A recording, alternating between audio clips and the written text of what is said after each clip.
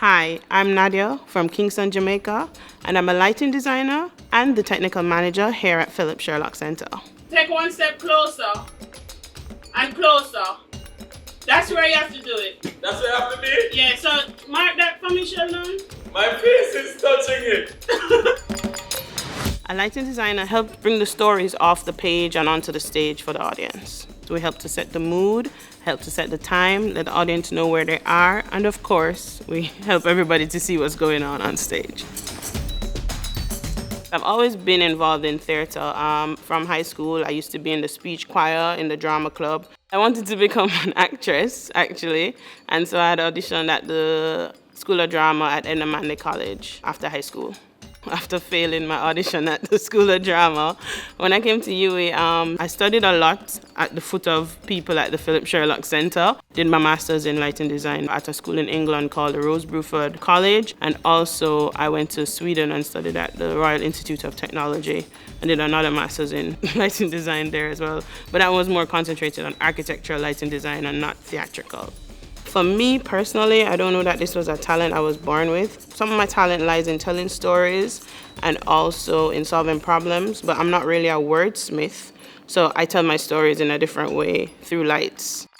It is something you have to work hard at though. It's something you have to learn, you have to keep teaching yourself about, learning about new technologies and stuff like that, so it's an ongoing learning process.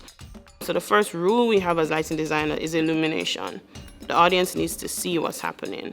Lights help to shape the performance a little bit. We can tell the audience how to feel just using colors or intensity, right? And we also tell them what time of day it might be, where in the world we are, that kind of thing using lighting. So those things are important. So for the theater, the first thing I ask for when I'm going to design lights is the script, because I need to know what story is going to be told. I read through the script. I probably have a meeting with the director to learn about what their vision is for the script. Also meet with the other creatives like the set designer or the costume designer. It's very important for us to be on the same page. I'm a rehearsal person, so I go through a lot of rehearsals. I do a lot of notes. I do a lot of research, looking at photographs. I'm also a history buff, so I read a lot about the time periods and stuff like that, so that when I am doing my lighting, I make sure that I create this space that the audience is transported to wherever the director wants them to be. The theater is a moment. The theater happens and it's gone, right? When we light for like television or for film, we do several takes. We try to get it perfect. In the theater, what happens is perfect. So the most recent project we've worked on is the Heroes Light Up, what we call Walking in Their Light at the Heroes Park, which was a way to use lights to honor our national heroes. The project came about because a few years ago, I had realized around Kingston that a lot of our monuments were dark at night, so people couldn't experience them in the night. It's a great moment for me because a big part of my research at school was about how to make public spaces and public art more accessible using lights. So it's not that we're just lighting up the monuments so you can see them, but there is something to interact with and they're telling stories. So each of the monuments was telling a story.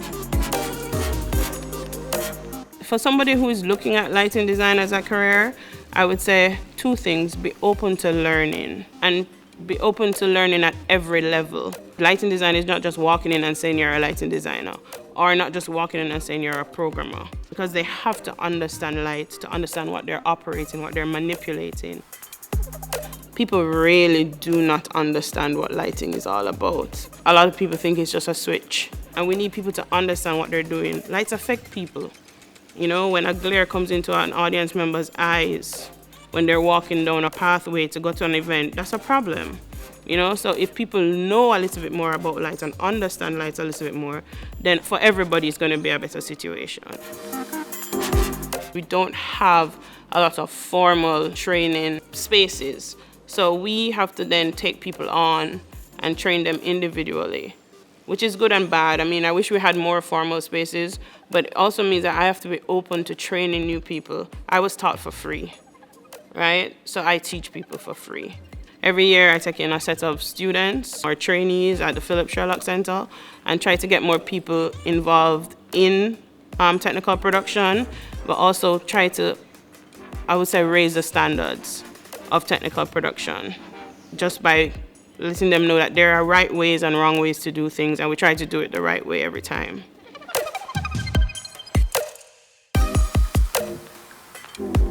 I think the concept of creatives is giving a space for people to learn more about the people in the industry and see what's available out there.